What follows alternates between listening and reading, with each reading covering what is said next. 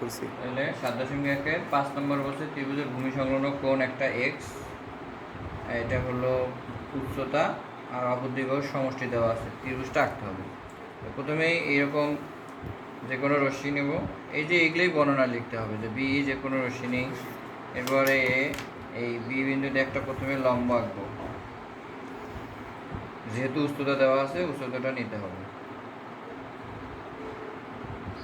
লম্ব আঁকি,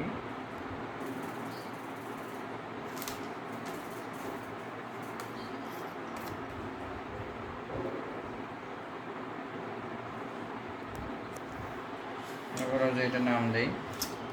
এই লম্বা আঁকার পরে এই যে উচ্চতাটা আছে এই উচ্চতাটা সমান করে কাটিয়ে নিতে হবে। উচ্চতাটা সমান করে কাটিয়ে নিলাম, মনে করো এটা ডি, এটা হলো এইচ। এরপরে এই বিন্দুতে আর একটা লম্বা আঁকতে হবে। এই বিন্দুতে দুই পাশে যখন রেখা থাকবে না তখন লম্বা আঁকা সহজ।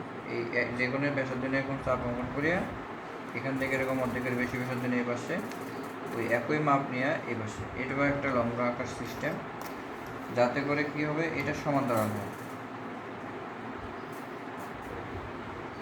তাহলে এটা মনে করো এফ, তাহলে বি সমান্তরাল এটা হলো। এরপরে এই যে কোণটা দেওয়া আছে ভূমি সংলগ্ন কোণ, এই ভূমি সংলগ্ন কোণের সমান আমরা এখানে কোণ আঁকবো।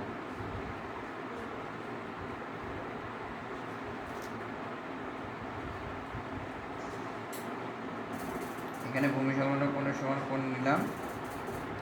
ভূমি সংলগ্ন কোণের সমান কোণ অঙ্কন করলে দেখো এরকম এখানে কিছুটা দূর বর্ধিত করলাম, যেটা মনে করো জি পর্যন্ত বর্ধিত করলাম। এখন অসুবিধাটা হচ্ছে যদি তোমার মাপটা না জানা থাকে তখন এই কাজটা একটু করতে হবে। এইখানে মনে করো এই বিন্দুতে সেট করলো এই ডিএফকে, এখন ওই সমষ্টির সমান করে এই সমষ্টির দুই বাহু যে সমষ্টি আছে এই সমষ্টির সমান করে এখান থেকে এখানে কাটিয়ে নিলাম। নেওয়ার পরে এখানে যেটুকু অংশ থাকবে সেখান থেকে এখানে বৃত্তটা রাখতে হবে, কিন্তু এখানে তো এখন নাগালে পাবে না। তো এই জন্য কী করবো, এখন আপাতত উল্টা কাজ করব। পরীক্ষা যদি আসে তোমার মাপ দেওয়া থাকবে, এখানে কিন্তু আরও এটা ইজিলি হইতো, এটাই হইতো যদি আমি একটু এই উচ্চতাটা একটু ছোটো করে নিতাম। মনে করি এই পর্যন্ত নিলে তখন একটু সেট করতো। এখন ওটা না করিয়া আমি কি করছি, এইটা এরকম সুবিধা মতো ব্যাসার্ধ নিলাম, এটা এখানে কাটিয়ে নিলাম। তার মানে তোমার হলো সমষ্টি হলো এই পর্যন্ত। কত সেন্টিমিটার সমষ্টি?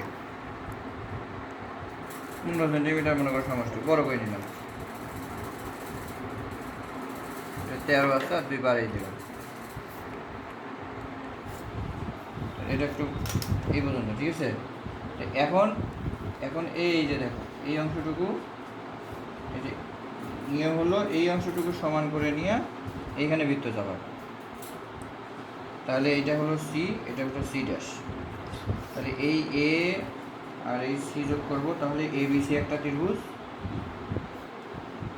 আর এ আর সি ড্যাশ যোগ করবো, তাহলে এখানে কয়টা ত্রিভুজ হতে পারে? এটাও কিন্তু এমসিকিউয়ে আসে, এটাও এমসিকিউয়ে আসে যে ত্রিভুজ এ বি সি ড্যাশ।